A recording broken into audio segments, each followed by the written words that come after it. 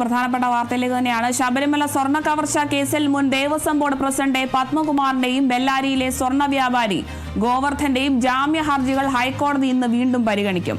അന്വേഷണ സംഘത്തിന്റെ കണ്ടെത്തൽ പൂർണ്ണമായും നിഷേധിക്കുകയാണ് പത്മകുമാർ. ദേവസ്വത്തിന്റെ ഭരണപരമായ പദവിയിലിരുന്ന തനിക്ക് ജീവനക്കാരെ ശബരിമലയിൽ ജോലിയുടെ ഭാഗമായി നിയന്ത്രിക്കാനുള്ള ചുമതലയാണ് ഉണ്ടായിരുന്നതെന്നും കൂട്ടായ്മയിൽ അല്ലാതെ ഒറ്റയ്ക്കൊരു തീരുമാനവും എടുത്തിട്ടില്ലെന്നുമാണ് പത്മകുമാർ ജാമ്യ ഹർജിയിൽ പറയുന്നത്. അതേസമയം താൻ നിരപരാധിയാണെന്ന വാദമാണ് സ്വർണ്ണ വ്യാപാരി ഗോവർദ്ധൻ ഹർജിയിൽ പറയുന്നത്. നിലവിൽ 2 പേരും കേസിൽ റിമാൻഡിലാണ്. എന്തായാലും ശബരിമല സ്വർണ്ണ കവർച്ച കേസിലാണ് ഇപ്പോൾ മുൻ ദേവസ്വം ബോർഡ് പ്രസിഡന്റ് പത്മകുമാറിന്റെയും ബെല്ലാരിയിലെ സ്വർണ്ണ വ്യാപാരി ഗോവർദ്ധന്റെയും ജാമ്യ ഹർജികൾ ഹൈക്കോടതി വീണ്ടും പരിഗണിക്കുന്നത്.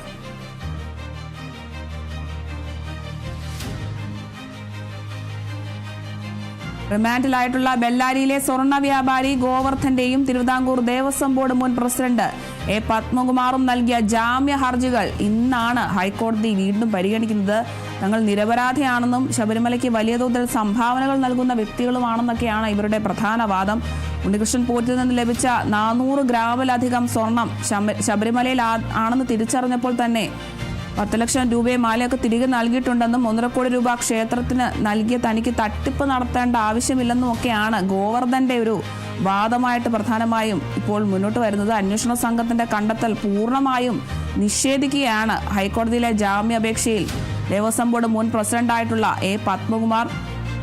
അതുപോലെ തന്നെ ശബരിമല സ്വർണ്ണക്കൊള്ള കേസിൽ അന്വേഷണത്തിന് ഹൈക്കോടതി ഇന്നലെ കൂടുതൽ സമയമൊക്കെ അനുവദിക്കുന്ന ഒരു സാഹചര്യമൊക്കെ ഉണ്ടായിരുന്നു. 6 ആഴ്ചത്തെ സമയമാണ് പ്രത്യേക അന്വേഷണ സംഘത്തിന്റെ ആവശ്യപ്രകാരം ദേവസ്വം ബെഞ്ച് എന്തായാലും അനുവദിച്ചിരിക്കുന്നത്. ഈ മാസം 19-നാണ് SIT ഹൈക്കോടതിയിൽ ഇടക്കാല റിപ്പോർട്ടൊക്കെ സമർപ്പിക്കുക.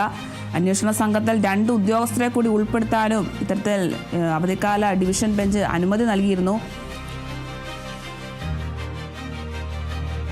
അതേസമയം ശബരിമല സ്വർണ്ണക്കൊള്ളയിൽ PS പ്രശാന്തിന്റെയും ഭരണസമിതിക്കെതിരെയും ഒക്കെ അന്വേഷണം ഉണ്ടാവുമെന്നുള്ളൊരു വിവരവുമൊക്കെ പുറത്തു വരുന്നുണ്ട്.